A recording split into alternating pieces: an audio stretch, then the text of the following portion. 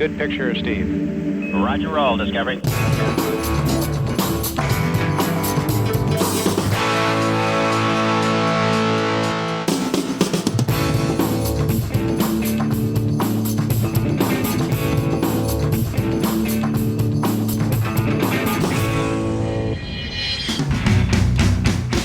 Hello again, le Mac est de retour. Après de longs mois d'attente, Apple se penche enfin sur le berceau de son ordinateur mythique. L'Apple Event, dont le rideau va se lever dans quelques minutes à Cupertino, devrait être l'occasion de dévoiler une toute nouvelle gamme de Mac. Les prochains MacBook Pro vont-ils disposer d'un second écran tactile OLED? Quid de l'iMac et du Mac Mini dont le design demeure inchangé depuis des années? Qu'attendre enfin du côté des professionnels? Peut-on espérer un nouveau Mac Pro? Toutes les réponses tout au long de ce live.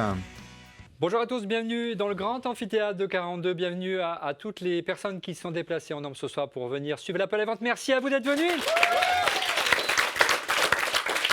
Vous n'allez rien rater ce soir dans l'Apple Event qui commence dans quelques minutes à Cupertino. Et Tim Cook m'arrive sur scène. Nous ne sommes pas à San Francisco, nous sommes sur le campus, sur la petite salle du campus, avant la nouvelle qui va arriver dans quelques mois.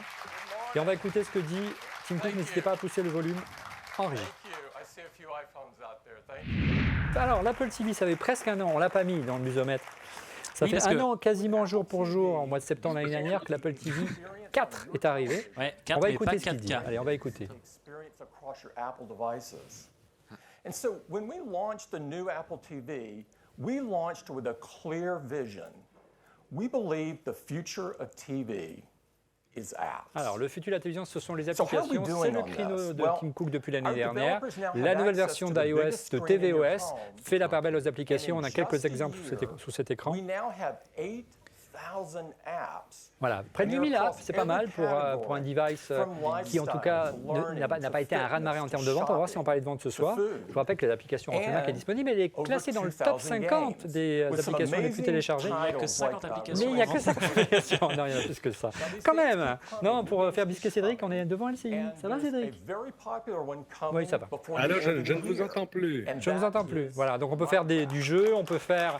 Minecraft. Voilà, il y a Minecraft qui Ça n'a pas l'air d'enthousiasmer les gens plus que ça. Non, Minecraft, c'est génial dans le public, là. Non, vous ne trouvez pas que c'est super? Non, d'accord. Bon.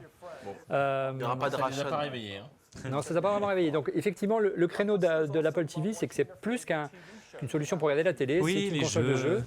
Ils vendent ça comme une plateforme. Voilà. Et là, donc, la grande nouveauté, c'est Minecraft.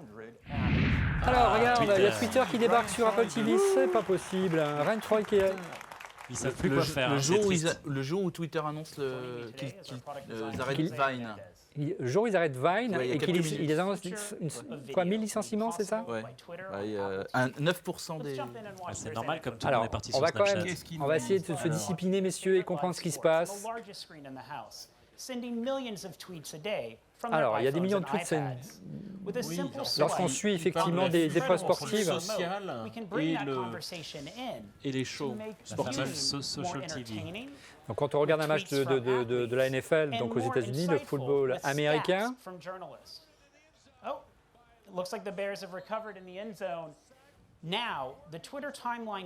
alors, si je comprends bien, effectivement, Twitter aux États-Unis a le droit de diffusion de la NFL, si je ne me trompe pas.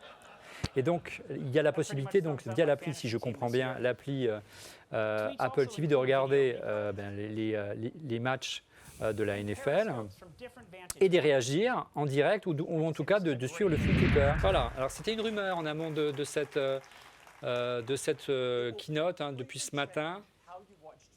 Une app nouvelle que Apple ne réserve à l'Apple TV qui se rappellerait tout simplement TV, la voici. Et elle permettrait d'aller encore plus loin pour croiser les informations, les programmes et permettre aux utilisateurs d'Apple TV de comprendre véritablement et de suivre ce qu'il y a diffusé en direct et de ne plus rater une émission préférée. On va voir la démo, je suis assez curieux de voir ça.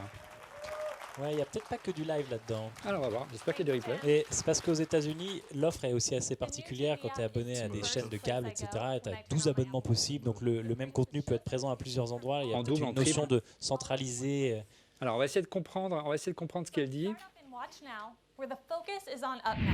Tu peux nous traduire, Gonzague, brièvement, en résumé ce qu'elle vient de dire? Eh bien oui, elle explique que si tu as acheté un contenu et que tu n'as pas fini de le voir, tu vas pouvoir le retrouver dans Up Next, donc à venir, à voir, et que si tu suis quelque chose sur une chaîne de télé classique et dont tu as l'application, tu vas aussi pouvoir le retrouver là-dedans. Donc c'est vraiment ce côté, on réunit tout en un seul endroit. Ça fait sens, parce qu'actuellement si tu as Netflix et Molotov, tu dois te balader dans les deux applications pour essayer de trouver du contenu. Sachant que Molotov, c'est pas si étranger que ça en termes ça ressemble un petit peu aussi à la philosophie de Molotov. Ah oui, c'est l'idée, hein, parce que Molotov, c'est la télé non linéaire. Tu vas pouvoir découvrir les émissions, non pas forcément par chaîne, mais par quel est le prochain truc qui commence, rattraper quelque chose dont tu as raté le début. C'est pas mal. Ouais.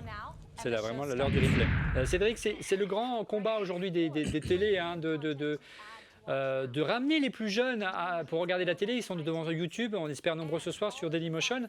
Voilà, le replay, c'est un mode de consommation de plus en plus développé. Par contre, ça devient compliqué lorsqu'on a plusieurs offres, comme le résumait si bien Gonzague, Cédric. Le fond du problème pour Apple, c'est qu'Apple est d'abord une société américaine qui joue d'abord le marché américain. Ce qui est plus facile, hein, parce que les abonnements au câble là-bas sont quand même immensément plus chers. Donc il y a une large marge de progression en termes d'offres, etc. On peut packager des choses autrement. Chez nous, forcément, c'est un peu plus difficile parce que voilà, tout le monde a du triple play à 30 balles, donc 35, allez. Donc c'est difficile d'inventer des choses qui donnent plus de valeur pour moins cher. Enfin, c'est un peu compliqué. Et puis en plus, c'est le genre d'offre, c'est le genre d'app par exemple, qui demande d'avoir des accords avec plein de gens dans plein de pays différents. Donc ils vont faire l'Amérique d'abord. Moi, j'aimerais bien voir s'il y a Netflix dedans parce que c'est quand même l'énorme, c'est un peu le mastodonte dans ce marché-là. Ça écrase un peu le reste du contenu disponible. Mais ce qui est rigolo, c'est que moi, ça me rappelle Google TV. Oui, voilà, souvenez-vous. Google TV, qui était un peu la même chose, où tu faisais une recherche transversale qui disait voilà, alors ça passe à la télé, ça c'est en VOD chez machin, ça c'est dans vos fichiers à vous, etc. Et apparemment, Cédric, ça va être disponible également sur l'iPad et sur l'iPhone, si je comprends bien. Donc on peut commencer à regarder un programme sur sa télé via l'Apple TV, bien sûr, et continuer sur sa tablette ou son téléphone. Voilà, et on pourra y accéder, voire s'abonner, hein, si on veut absolument regarder un programme. Bon, ce sera pour une autre fois. Pas de 4K. Ça y est, Stéphane se réveille. Le Mac. Oui, il a les yeux qui brillent. Vas-y, Tim, donne tout ce que t'as. Donc ça fait 27 minutes. Une petite demi-heure. Et on va parler de portable. On écoute ce qu'il dit. Soyez attentifs. Alors, qu'est-ce qu'il dit, le garçon? This week marks the 25th anniversary of our first notebook. 25 ans du PowerBook. Du premier It was on ordinateur October portable. 25th Tiens, of voilà la nouveauté. 1991 Ça vous that plaît, hein? Apple unveiled the first PowerBook. Voilà, le PowerBook cher à Jean-Louis Gasset, qui était à l'époque le vice-président d'Apple, qui a beaucoup contribué en son temps à la réalisation de ce modèle, même s'il n'était plus au sein d'Apple à un C'est moment peut-être un de petit son pic arrivée. d'ailleurs, ce rappel aux gens qui ont dit qu'Apple avait oublié l'anniversaire de l'iPod il y a quelques jours. En tout cas, ils fêtent On célèbre l'anniversaire encore, mais de l'iPod. leur vieux ordinateur portable. We're going to do it again. Alors, Ils vont le refaire. Let me show it to you. on va refaire encore mieux que ces 25 années. On va le C'est révolutionner. possible. On va le voir en image et on écoute et on monte le son.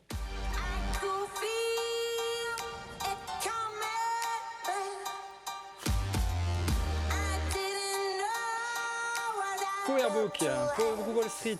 Regardez, il était beau celui-là. À l'époque, ils étaient légers, 14 kilos. C'est des l'iBook, portatifs ouais. de couleurs. C'est des portatifs. Le premier PowerBook, le premier Titanium, l'iBook, le MacBook Air. MacBook Air qui était super décrié à son lancement et qui finalement est un succès. Bah oui, c'est le succès, le hit d'Apple. Le MacBook L'ordinateur à import. 12 pouces et attention, prochaine génération. Et voici la nouvelle génération des MacBook Pro avec, oh surprise, Oh là là. Oh là là. un écran OLED. Alors, apparemment, on peut intégrer ces touches de fonction. Ça, c'est Final Cut, apparemment, ça va plaire. Ou iMovie, on va voir. Comment ça marche? Je sens que fichier... Donc c'est un MacBook Voilà, donc Pro. c'est confirmé. Nous, MacBook Pro, OLED. Il y a un jack. Il y a un jack. fichier- Y a-t-il un jack? Y a-t-il un jack, apparemment? Il y a un jack, d'après ce qu'on me dit en régie. Ils ont vu, aperçu un jack. Rassure-toi, tu pourras toujours brancher ton casque. Et ton micro. Phil Schiller up. Phil? Et donc, c'est Phil Schiller, le directeur, le grand patron du marketing mondial d'Apple qui est sur scène pour faire la démo. comme d'habitude pour tout nouveau Mac. It is metal on all sides. Alors évidemment, il It is est intégralement en incredibly aluminium, ça extreme. c'est pas And this forcément kind of nouveau. design is only possible Si, mais la with partie unique- charnière est unique La partie collaboration charnière effectivement était between pour our au niveau, engineering, des antennes sur le modèle que j'ai moi est en plastique pour faire passer les ondes. Others haven't even tried C'était to déjà le tackle. cas sur le MacBook 12 pouces Retina qui lui avait supprimé cette partie plastique. Donc quelque part, il y a une upgrade du MacBook Retina qui bénéficie au MacBook Pro de nouvelle génération. It comes in a 13-inch and 15-inch sizes, 13 et 15 in pouces, silver and space gray. en Et argent gris. et en C'est- noir sidéral, en gris sidéral. Non, non, non. Space Gray. Il n'y a pas de rose. Gris foncé. Il n'y a pas or. Il n'y a pas de rose. C'est pas grave. Je le prendrai pas. Et c'est le plus fin des MacBook Pro jamais conçus. Alors, on va faire un gros plan sur le 13 pouces. On va voir. Voilà, et comme sur le MacBook Retina, apparemment, la pomme n'est plus rétroéclairée, hein, comme sur ce modèle que j'ai devant moi. C'est déjà le cas sur la version précédente, donc plus fin de 17%, on passe de 17 mm à 14 mm de mémoire, donc 23% de volume en moins en clair, comment on pourrait traduire ça? D'encombrement. D'encombrement, merci Gonzague. Je t'en prie. Alors 3 pounds, ça fait combien de mémoire de allez. Aucune idée. 3 pounds, ça fait. Fait à moins d'un kilo et demi. Ça fait 1/100 de Phil Schiller. Et en unité copée, ça fait combien? Phil Schiller, il mange pas chez Pierre Hermé, il a mangé Pierre Hermé. Exactement. Allez, on passe au 15 pouces. Et là, ça fera, allez, 2 centimes. Schiller. Pardon. Il est plus fin, c'est le 15 pouces le plus fin jamais conçu. Peut-être qu'un jour, ils montreront Phil Schiller qui a perdu. Tu sais, il y a quelques années, ils sautaient à pieds joints sur les Macs pour montrer leur solidité. Là, il ne peut plus le faire. 18 mm d'épaisseur, 15 mm pour le suivant, 14% plus fin, 15,5 plus exactement mm d'épaisseur. Un encombrement 20% plus fin que la version précédente. C'est le gris sidéral qu'on voit là de la tranche. Il est assez élégant. On veut des détails. Philippe, des détails, montre-nous. 4 pounds, donc ça fait un peu moins de à peu près 2 kilos, c'est ça? C'est vrai qu'il est lourd, hein, le 15 pouces. Et c'était son principal 1,8 kg. défaut. 4 pounds. 1,8 kg. 1,8 kg, moins de 2 kg, j'avais vu juste. Donc pour la première fois, un 15 pouces sous la barre de 2 kg, en gros, il n'est pas loin du poids du 13 pouces ancien modèle. Ça vous donne une idée. Et un trackpad. Alors, soyez attentifs, le trackpad. Il est 2 fois plus large. Il avait déjà grandi de génération en génération. Là, on dirait presque une tablette tactile. Ça nous rappelle une rumeur, Gonzague. Oui, la rumeur de pouvoir utiliser son stylo sur Donc le on pourra signer. trackpad. On pourra faire des signatures. Mais ça m'étonne. Mais il faut ça, attendre, un on va peu voir comme s'il est compatible avec le stylet, ce qui n'est pas le cas encore. Hein. Ça, c'est Et le clavier. le clavier, donc irrité avec les fameux mécanismes de papillon, hein, cher au MacBook 12 pouces, qui a... regardez, ils ont fait des vidéos de longues vidéos sur le site d'Apple l'année dernière, hein, qui améliore la frappe, puisqu'on tape mieux au milieu et non plus sur les côtés. Par contre, la course, elle est un peu plus courte, hein, Gonzague. Oui, exactement. Et ça perturbe les gens. Hein. C'est Et une enfin- révolution. Ça fait longtemps qu'ils l'ont pas dit. Et c'est rétroéclairé, bien sûr. Ouf. Et l'écran OLED. Donc en clair, le clavier a été inventé pour les pros il y a 40 ans, et qu'Apple casse ce modèle-là avec de nouvelles touches de fonction plus adaptées au grand public. Regardez, il y a une touche Escape quand même. Escape, Oui. mais, Ça a virtuel. inquiété les gens. Et ça s'appelle la barre OLED. Touch bar, ouais. Ouais, ben en français. La barre touche. La barre touche. Il y a la barre espace, maintenant il y a la barre touche. D'accord. Et qui s'adapte apparemment automatiquement à l'application qui est Selon lancée le en premier contexte, plan ouais. sur l'écran. Touch bar en anglais. Alors écoutez comment ça marche, c'est intéressant. Donc vous avez les touches de volume effectivement. Si on peut pousser un petit peu le son de la keynote en régie s'il vous plaît. D'accord, donc le touch bar fait apparaître vos sites favoris sous forme d'onglets. On sait déjà ce que tu mettras en favori, Olivier. Je ne vois pas.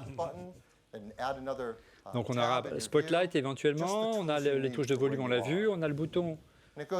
Ah, il y a un petit bouton à l'extrême droite, regardez, qui est assez étonnant. Siri. Ouais, non, je ne suis pas sûr que ce soit Siri. Touch ID. J'ai l'air plutôt que c'est du Touch ID. Touch ID. Ah non, à droite de l'icône de Siri. Touch ID. Alors, regardez Ça, ce qu'on peut faire, ouais. c'est pas mal Ah ça ouais pour Touch ID. faire bouger Ça une ressemble photo beaucoup à ça. Ouais, mais c'est Touch ID. dans photo et puis Regarde, valider regarde. avec le bouton down. En fait, Regarde. ça y est, C'est pareil. messieurs, un peu de concentration. Ça y est, le Mac tactile arrive. Ah, c'est ça qu'il est en train de nous faire la démo. C'est-à-dire que l'écran, l'écran n'est pas tactile, mais le deuxième l'est, quoi. Siri est là, et là, Touch ID. Ouais, fais la démo, Gonzague, ce sera mieux que Ah, Fichi. c'est là. Siri, ouais, c'est vrai. Ah, merci. Voilà, donc tu vois, effectivement, on le voit, la touche barre qui s'adapte automatiquement aux applications. Et on l'annonçait en amont de cette émission, l'arrivée du Touch ID, le capteur biométrique. And it's integrated right where it belongs, in with the power button. Regarde ça. Donc c'est intégré dans le bouton d'alimentation. Touch ID sensor, so it's really fast. It's covered with a sapphire crystal, so it feels great. C'est recouvert d'un saphir And it's supported by a synthétique, brand new Comme chip, l'iPhone. comme the l'iPhone. Apple T1 chip. Et Craig Federighi vient nous expliquer comment fonctionne Touch ID. To be able to be the first to show you the amazing new MacBook Pro and Touch Bar live in action. Qui est de And to do loin that, I'm le going to plus have to do a grand talentueux de reveal tous les here. présentateurs, enfin en termes de, David Copperfield qui est le plus à l'aise à l'oral de loin All right. de tous les, de toute Here la it is, direction the new d'Apple MacBook aujourd'hui. Pro. Getting started on your Monsieur Mac has macOS never Sierra been et Monsieur easier. iOS, c'est lui qui supervise les We've équipes. now brought Touch ID Donc il a dû pas mal travailler avec Touch ID So pour now adapter I tous can les just logiciels take du my Mac. finger, rest it on the Touch ID sensor, and I'm instantly inside my Mac. Donc on Now we're touche gonna passe attention pour se connecter. here on the amazing new Touch Bar. sans The surprise. first Donc thing, voilà, finalement, je peux enlever mon Apple Watch. controls. You'll be relieved to Exactement. see Ça ne sert- they're all j'allais- still Comme quoi, j'ai bien fait de So, pas l'acheter. you can access your Oui, surtout que j'avais un peu de mal à la brightness, configurer. your playback Toi aussi controls. Let me show you those inside of Mail. So here we Alors, are ça in donne quoi dans Mail? and you notice that the bar has been transformed. So now I have Donc la barre controls for apparaît, things like, qui apparaît, adjusting, donne un bouton. composing a message, replying, even Pour donc flagging, fermer un message, all right répondre à here. un message And as I directement. work my way through my messages, you'll notice another button here. This one actually provides predictions for where I might want to file my messages based on my previous filing habits. So I can just send this one off with a tap. Tu It's that peux easy. expliquer là ce Now, qu'il vient de because dire? Touch Oui, ils Bar expliquent is que part of le the logiciel keyboard, va it's great for apprendre typing. comment tu as l'habitude de classer tes mails pour te proposer automatiquement un dossier de destination. Pour les gens qui ne classent pas leurs mails, je ne sais pas ce que ça va leur comme moi, proposer. quoi. Dans archives, Ce sera peut-être un bouton « Laissez ma boîte de réception en bordel », mais Right there. Ah, super. When it Voilà. comes to formatting my Et effectivement, text, ça, et, Touch Bar has me ça covered. c'est étonnant. Cédric, une petite réaction à la barre OLED peut-être? Tu en penses quoi si tu es avec nous? Pour l'instant, est-ce que tu es convaincu? Écoute, ça rejoint ce qu'on avait entendu jusque-là, c'est-à-dire des fonctions qui sont contextuelles. Évidemment, la limite de ça, c'est qu'on passe quand même énormément de temps sur le web aujourd'hui, et je pense pas que quand tu changes de tab, ça va te changer des fonctions contextuelles par rapport au site où tu es. Et ça, c'est un tout petit peu embêtant, parce qu'évidemment, là, on nous montre des fonctions qui sont rattachées à des logiciels natifs Ouais. d'Apple. Moi, j'utilise pas le mail d'Apple, par exemple. Je suis dans une fenêtre web, que ce soit sur Gmail ou sur mon mail au travail, sur Outlook. Donc, j'aurais pas ces fonctions-là. Et c'est vrai que c'est un peu la limite du truc. Et puis, accessoirement, je suis pas sous Safari, je suis sous Chrome. Mais c'est pas grave, ça va s'arranger. Et on a une démo effectivement de paiement en ligne directement avec Touch ID. On nous demande si on peut considérer que cette barre OLED qui vient d'être présentée est un petit peu la réponse à ceux qui attendent le Mac tactile, en quelque sorte. Bah, c'est un petit peu en creux ce que je disais à l'instant. Voilà, on est nombreux, enfin moi en tout cas, Oui, mais je tu suis disais nombreux avec avec moi-même à souhaiter que Apple s'ouvre à la solution tactile, sans aller aussi loin peut-être que Windows. Et effectivement, c'est une première réponse. Et puis ça va permettre aussi peut-être aux utilisateurs d'iPhone qui ne sont pas encore passés au Mac de retrouver des réflexes sur leur Mac. Un environnement, des touches de fonction qu'ils ont l'habitude de revoir sur l'iPhone. Ça va être aussi certainement une fonction qui va permettre de se différencier fortement du marché, puisque ce sera la seule marque à proposer un deuxième écran OLED dans le clavier. Et au-delà, ça devrait peut-être permettre aussi, on va voir, à des switchers de venir de l'iPhone au Mac en retrouvant, je dirais, une interactivité qu'ils ont l'habitude d'avoir sur leur iPhone. On va voir si ça va fonctionner. Une nouvelle usine à switch. Il va falloir du temps pour s'en apercevoir. Là, on voit bien les outils de retouche dans Photo, c'est assez efficace. Et si en régie on retrouve Rodrigo, il peut intervenir quand il veut. Enfin, le touch bar, c'est en fait finalement le clic droit, non? ouais, c'est ça. Hein. C'est ce qui est Ça dit. pourrait être aussi l'équivalent des menus contextuels que tu avais, comme le disait Cédric tout à l'heure, sous ton clic droit, mais ça peut être aussi Ah, tu peux le personnaliser. ouais, Bouton droit de la souris. voilà, un peu comme ça nous rappelle la barre de personnalisation de Safari, par exemple, ou des menus de fenêtres de macOS Sierra. Ça a quand même Ça, tu peux le une faire dans grosse quasiment qualité. toutes les applications sur macOS. Ouais. Parce que tu le fais pas. Cédric, tu as dit quelque chose? Oui, je disais, ça a quand même une grosse qualité par rapport à Force Touch et 3D Touch, c'est que c'est découvrable, hein. Là où 3D Touch, parfois tu découvres par hasard, genre ah, ça fait ça. Là, tout à coup, voilà, ce que tu vas pouvoir faire va s'afficher devant toi dans Voilà. le contexte du logiciel que tu utilises. Donc ça c'est Ça te plutôt pas propose mal. des fonctions cachées. Voilà. Alors qu'avant, il fallait cliquer droit sur sa souris ou alors carrément associer un raccourci clavier. Alors voilà, ça m'intéresse. Qu'est-ce qui se passe en dessous? À l'intérieur, So every 15-inch MacBook Pro includes, oops, sorry, every MacBook Pro, this is the most powerful MacBook Pro tous we've les ever MacBook Pro, made. pas uniquement que le... D'accord. There you go. C'est le plus puissant Inside jamais. every 15-inch MacBook Pro is Du an Core Intel i7. Core i7, 6th generation, quad-core chip. It's paired with faster 2133 MHz memory. It is a really Alors c'est fast quoi? C'est system. du Kaby Lake It has faster ou c'est du graphics as Skylake? well. C'est ce qu'on aimerait savoir. Radeon Pro Pour l'instant, on ne sait graphics. pas. This is the Il a dit AMD 6e génération, Polaris c'est démerde-toi pour architecture. trouver en fait. Ouais. Tu vois, il veut surtout pas dire les vrais mots. Kaby Lake, c'est la toute dernière architecture qu'a présentée Intel à l'été dernier, et Skylake, c'était l'ancienne génération qui équipait déjà les MacBook Pro et les iMac. And the storage is faster too. Donc Now, du- up to du- 2.1 gigabytes per second. You can Et j'ai vu figure une carte twice graphique as much, ATI up to Radeon, 2 ATI terabytes. AMD And it's Radeon, c'est ça? 50% faster Oui. as well. Now, Jusqu'à all 4 gigas de performance, RAM. faster CPU, faster graphics, faster memory, faster storage. Donc on insiste beaucoup sur les SSD, mais on voudrait plutôt qu'ils insistent un peu plus sur la carte graphique, c'est important. Une Radeon Pro Bah, c'est Radeon Pro, ouais. qui va être montrée. Alors on pensait, la rumeur annonçait l'arrivée de la AMD Polaris, est-ce que c'est celle-là d'après vous? C'est celle-là, me dit-on. Oui, c'est celle-là. Donc on bénéficie enfin de dernière génération de cartes d'AMD, même si beaucoup vous souhaitez du Nvidia, sur les dernières générations. Donc enfin Apple creuse son retard, non, rattrape son retard par rapport aux meilleurs constructeurs de PC. Apparemment, ils amélioraient aussi le son, Ah qui oui, parce était que déjà pas dégueu dans les MacBooks. le son est sur les enceintes sont maintenant dans le châssis, en frontal, hein, au niveau à droite à gauche du clavier, et non plus sur la tranche à l'arrière. Le son auparavant ricochait sur l'écran et arrivait jusqu'aux oreilles par ricochet. On voit les améliorations en matière de graphisme, hein, et 130% plus rapide. C'est vrai qu'il y a eu, Plus rapide que en n'ayant quoi pas de mise à jour au bout d'un an, La il y génération avait beaucoup à faire. précédente. 60% plus rapide en matière de jeu et 57% en matière d'édition vidéo, en matière d'encodage. On est hâte de voir ça. Surtout s'il y a une déclinaison sur le Mac Pro, je dis ça, je dis rien. Il est disponible en i5 et en i7, c'est ça? Ouais.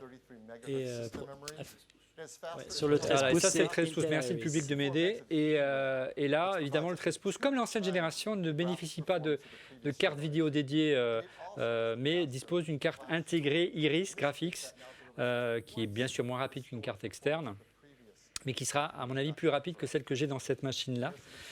2 fois plus rapide selon les dires de Phil Schiller. Voilà, vous voyez, 100%, 2 fois plus rapide pour le jeu, 70% pour l'édition vidéo et 76% pour l'animation 3D. Alors, on va résumer. Il y a 4 ports USB-C, il y en a 3 qui sont dédiés au Thunderbolt 3. Et ça permet de passer l'énergie électrique pour recharger votre Mac, le Thunderbolt, l'USB, le DisplayPort pour la vidéo, le HDMI, le dernier j'ai raté. En clair, c'est l'outil idéal pour les graphistes, pour les vidéastes, et faire du montage en Final Cut Pro. On va voir si on aura droit à une mise à jour de Final Cut Pro au Ils vont passage. finir par nous dire que le Mac Pro ne sert plus à rien tellement ce Mac est puissant. Non, je n'ai pas dit ça. Pour mémoire, la première génération de Thunderbolt 1 qui est apparue il y a déjà 5 ou 6 ans affichait 10 gigabits. Au Thunderbolt 2, on est passé à 20 gigabits. Le Thunderbolt 3, c'est désormais 400 gigabits, 2700 mégaoctets par seconde. Qu'est-ce que j'ai dit? 40 gigabits 40 gigabits, je m'enflamme. Voilà, c'est 2700 mégaoctets par seconde.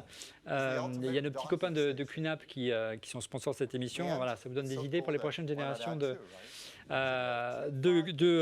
disques durs et de NAS. Ça pourra faire des choses assez épatantes. Pour vous donner une idée, en gros, un Blu-ray en Thunderbolt 3, c'est copié en 10 secondes. Alors, Final Cut Pro. So to show you that, I'm very proud to bring up C'est pour moi, ça. Prescott, VP of Apps Product Marketing. Susan? Voilà, et pour revenir sur les écrans, on peut avoir 2 écrans 5K qui s'affichent en plus de l'interne.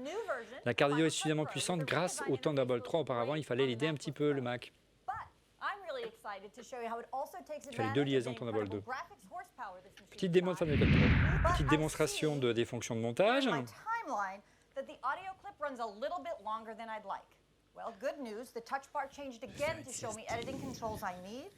It's so convenient that I can trim the end of the clip with just a tap in the touch bar. Voilà, donc quand vous avez un besoin particulier par rapport à une fonction de Final Cut Pro, les différents outils de fonction, auparavant il fallait les chercher soit par des menus contextuels, soit en cliquant sur les différentes fonctions qu'il y avait dans Final Cut. Là, elles s'affichent directement sur la barre OLED de votre MacBook Pro. Voilà, et on peut revenir.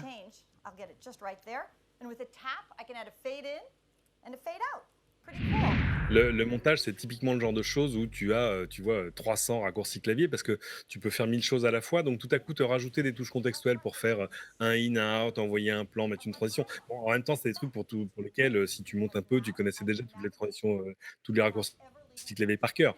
Mais par contre, avoir par exemple une vue de ta timeline et pouvoir, en slidant directement sur le petit afficheur OLED, aller zoomer sur un bout de ta timeline, c'est pas mal. Ça évite d'avoir à le faire au trackpad, ce qui n'est pas génial. Ce qu'on fait d'ordinaire plutôt à la souris.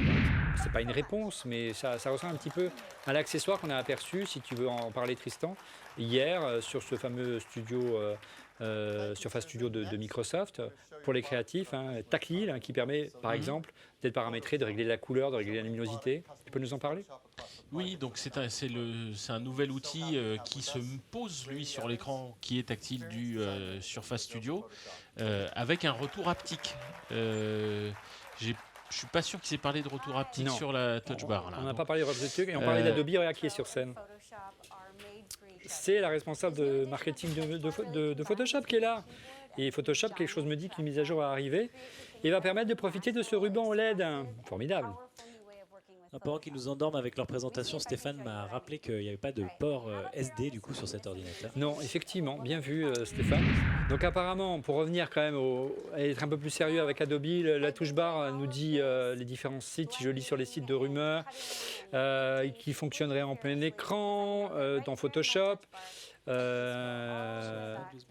Voilà, et que en fait, voilà, vous avez votre image en plein écran et vous continuez à avoir d'autres barres d'outils au niveau de l'écran OLED, donc c'est assez pratique, comme vous avez pu le voir à l'écran. On va voir si ça va prendre au niveau des graphistes, au niveau des designers. Là, c'est vraiment, encore une fois, le cœur, l'ADN d'Apple. On est en plein dedans. Moi, ça me fait plutôt plaisir qu'Apple propose quelque chose de nouveau, je n'ai pas dit révolutionnaire. Et on va voir si la sauce va prendre. Il y a deux philosophies aujourd'hui qui sont instaurées, vous l'aurez compris. D'un côté, celle de Microsoft, et on a vu le magnifique Surface Studio Share à Tristan qui a été présenté hier. Et maintenant, uniquement sur les portables, ce n'est pas comparable en termes de puissance et de techno, mais on va voir. La barre OLED Share à Apple, qui ne s'adresse pas uniquement qu'à des raccourcis clavier, mais et aussi à la productivité. On l'a vu dans Final Cut. On l'a vu dans Adobe et Phil est de retour. Oh, regardez, Microsoft débarque sur le... c'est l'entente cordiale en ce moment entre Apple et Microsoft. Après les annonces d'hier, ils gèrent aussi l'écran OLED du MacBook Pro. Vous voyez les fonctions de la suite Office. Je rêve ou c'est Skype? Infinity Designer, Pixelmator, Sketch. 10 heures de batterie, s'il vous plaît. Voilà. Oui, bon.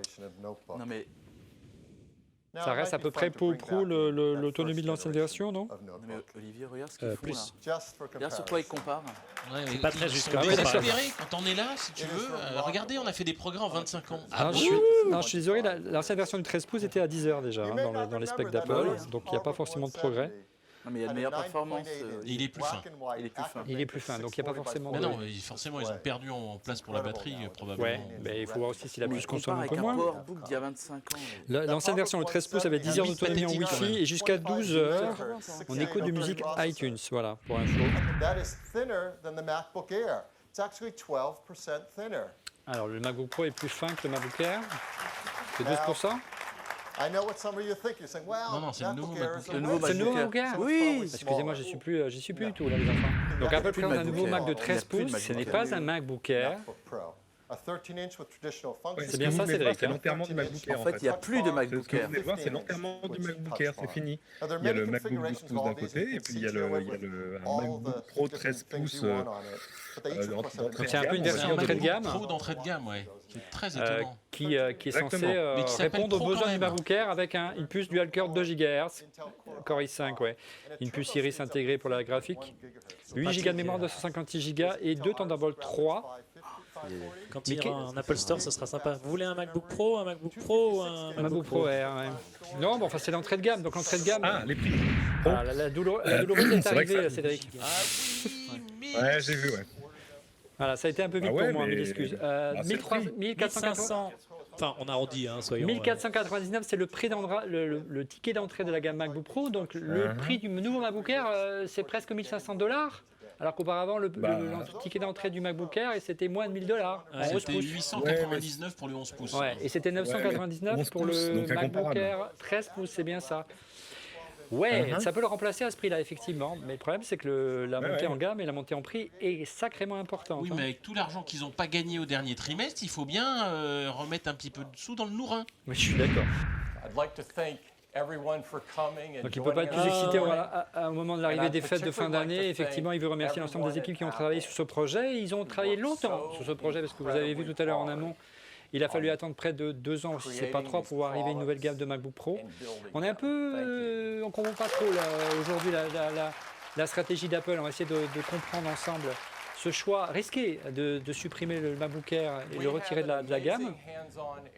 On a besoin d'avoir vraiment un focus sur les prix en euros. On ne les aura pas tout de suite, malheureusement. Bah si, il va peut-être rester des MacBook Air. Hein. Ils les mettent pas à jour, mais peut-être qu'ils vont rester en vente. D'accord, ce serait plutôt une bonne nouvelle parce que si c'est le cas, moi j'ai du mal à comprendre. Mais Parce que c'est vrai que si tu es étudiant, ça pique. Hein. Olivier, cette émission. les prix sont en ligne. Alors vas-y, décris-les-nous. Le tout premier sans Touch ID et compagnie, il est à 1699 €. C'est ça. Excusez-moi. Le 13 pouces classique avec le Touch Bar et Touch ID est à 1999 €. Attends, Et je ben note. voilà. 1690, c'est ça? Après, il y a une deuxième version à 2199 et le 15 pouces, il commence à 2699 jusqu'à 3199 €. Alors, Seulement. le ticket d'entrée, donc si je regarde par rapport aux anciens prix, le MacBook Pro 13 pouces auparavant était à 1449, il passe à 1690. Voilà, je vous laisse faire le calcul.